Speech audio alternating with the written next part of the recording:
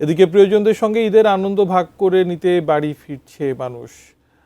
নবীনগর চন্দ্রা মহাসড়ক থেকে বিস্তারিত জানাতে যুক্ত হচ্ছেন প্রতিনিধি কামরুজ্জামান। কামরুজ্জামান, আর ঠিক 2 দিন পরেই বলা যায় আনুষ্ঠানিকভাবে ঈদ যাত্রা শুরু হবে। কতটুকু প্রস্তুত মহাসড়কের কোথাও কি কোনো ধরনের বাধা বিঘ্ন বা ভোগান্তির শঙ্কা আছে কিনা, কি দেখছেন আপনি?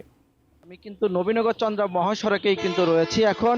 আমি যদি ক্যামেরার মাধ্যমে আপনাদেরকে দেখাই, যে আপনি বললেন যে আসলে যানজটের সংখ্যা রয়েছে কিনা, আপনি দেখতেই পাচ্ছেন যে তীব্র যানজট কিন্তু এই নবীনগর থেকে কিন্তু শুরু হয়েছে। আমি এখন রয়েছে একদম ঠিক বাইপেল এবং নবীনগরের ঠিক মাঝামাঝি জায়গাতেই কিন্তু রয়েছে। আপনি দেখতে পাচ্ছেন যে এরই মধ্যে কিন্তু বেলা বাড়ার সাথে সাথে যে ঈদের যে নারীর টানে মানুষ, ঘরমুখো মানুষ, তারা কিন্তু বের হয়েছে। যেহেতু আজকে শুক্রবার, কালকে শনিবার, দুদিন কিন্তু ছুটি, মাঝখানে মাত্র একদিন অফিস খোলা থাকলেও মানুষ ভাবছে যে আগে ভাগেই তারা বাড়ি ফিরে যাবে, যে কারণে কিন্তু পরিবারের সাথে ঈদের আনন্দ যে ভাগাভাগি করতে, সে কারণে আপনি দেখতেই পাচ্ছেন যে বেলা গড়ার সাথে সাথে এরই মধ্যে কিন্তু যানজট শুরু হয়েছে। নবীনগর থেকে কিন্তু চন্দ্রা মহাসড়কের আমরা জানতে পেরেছি যে পুরোটাই কিন্তু জ্যাম, থেমে থেমে গাড়ি চলছে, এখানে ভোগান্তি অলরেডি শুরু হয়ে গেছে।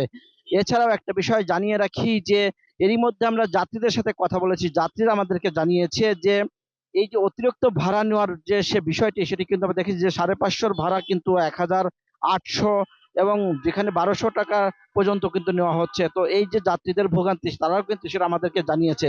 এছাড়াও এই নবীনগর চন্দ্রা মহাসড়ক আমরা কিন্তু একটা বিষয় দেখেছি যে প্রশাসনের পক্ষ থেকে এখন পর্যন্ত পুলিশ আমাদের কাছে এখনো লক্ষ্য করা যায়নি যে তাদের তৎপরতা।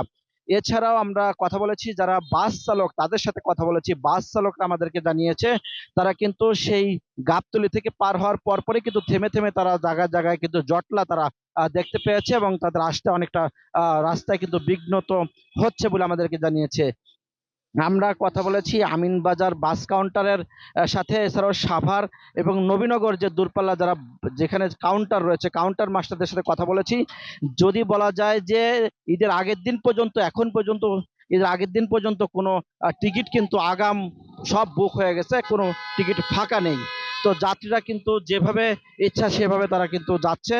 তো এই আমরা দেখেছি যে এই যে আজকে শুক্রবার, যে ঈদের যে ঘরমুখো মানুষের যে যাত্রা, আজকেই কিন্তু আমরা দেখেছি যে মানুষ কিন্তু রাস্তায় নেমেছে এবং যানজটও কিন্তু আপনি লক্ষ্য করছেন। তো সবকিছু মিলে যাত্রীদের যে ভোগান্তি, সেটাও কিন্তু আমরা লক্ষ্য করেছি। এই ছিল সর্বশেষ আমার কাছে।